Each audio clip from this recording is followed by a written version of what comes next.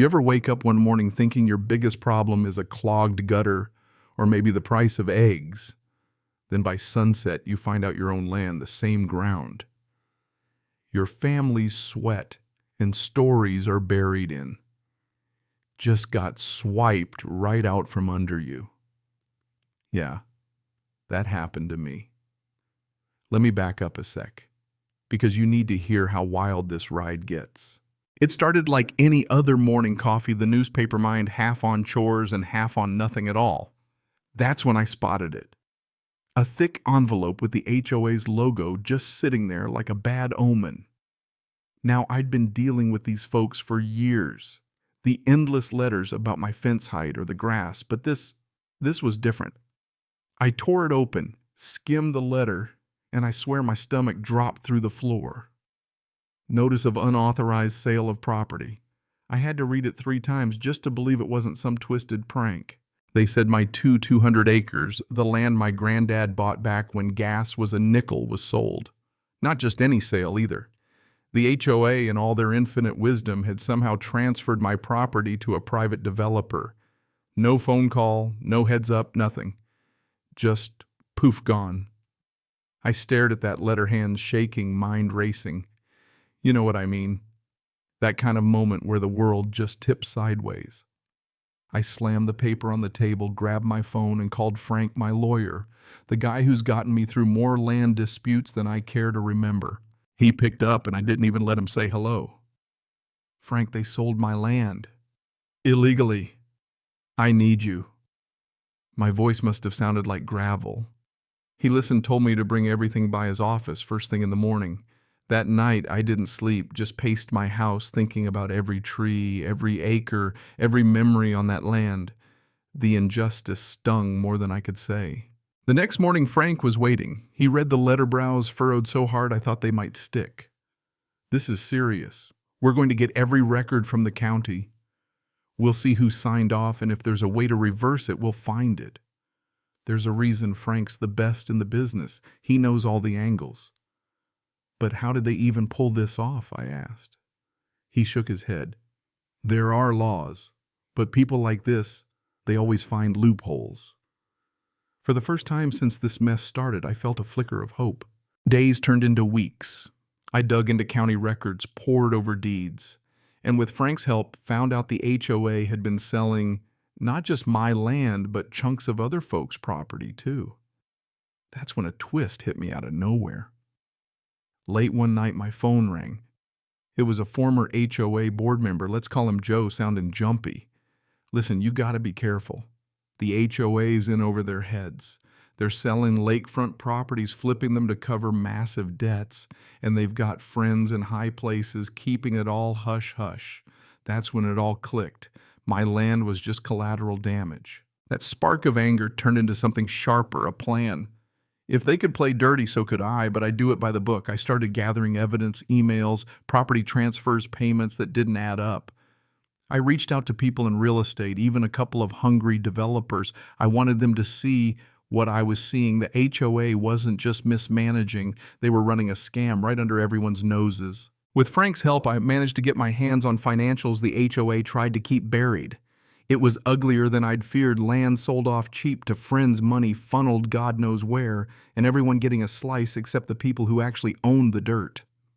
I lined up buyers for the remaining lakefront parcels, played their game, but made sure the proceeds went into a community trust, not back into the HOA's greedy hands, and I made sure the press got every piece of proof. The morning that first story hit the news, my phone lit up like a Christmas tree. Local HOA accused of multi-million-dollar fraud. The headline was a gut punch to them. The community rallied around me, neighbors I'd barely spoken to, sending messages of support. But the HOA, oh, they weren't happy. I got a call from Henry, the president, a guy who always acted like he ran the world. "You think you've won?" he hissed. "This isn't over. You've made an enemy." I almost laughed because for the first time I knew I had the upper hand. You'd think that would be the end, right? Nope. The backlash came swift and nasty. Protesters showed up at my house screaming I was destroying the community. The HOA painted me as a traitor, a troublemaker. Then the threats started: anonymous letters, weird cars parked outside at night. Frank warned me they're desperate. Desperate people do reckless things. But I wasn't backing down. Not now. Then came the real shock one night. A man in a suit knocked on my door, handed me an envelope, and disappeared into the dark. Inside, just 5 words: "Stop this now, or else." That's when fear hit real cold, bone deep, not just for me, but for my family. I beefed up security, told my sister to stay vigilant and brace myself. But the more they tried to scare me, the more determined I became. And then the final puzzle piece fell into my lap. Another insider, Joe, again handed me a folder, documents linking the HOA not just to shady sales, but to campaign donations, city council bribes, a whole rotten tree of corruption. I teamed up with a sharp investigative reporter, Sarah, and together we brought it all into the daylight. The story exploded TV, internet, newspapers. People were furious. Politicians who'd once taken the HOA's money scrambled to distance themselves. Of course, the HOA fought back, filed lawsuits, tried to shut us up. But they were losing ground fast. And then they crossed a line they couldn't uncross. They started harassing my sister, showing up at her house, trying to scare her into silence. You want to know what real courage looks like? My sister called me, voice shaking but defiant. "I'm not backing down. We do this together." That was the moment I knew we'd already won, whatever the cost. The final act. We pushed for criminal charges. With Frank, Sarah, and a mountain of evidence, we pressed for an official investigation. The HOA filed for bankruptcy, thought they could slip away, shield their assets, but the DA wasn't fooled. The charges stuck.